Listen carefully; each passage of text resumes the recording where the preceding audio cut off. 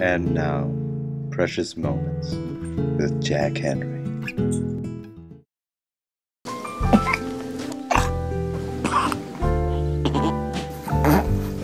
Bleh.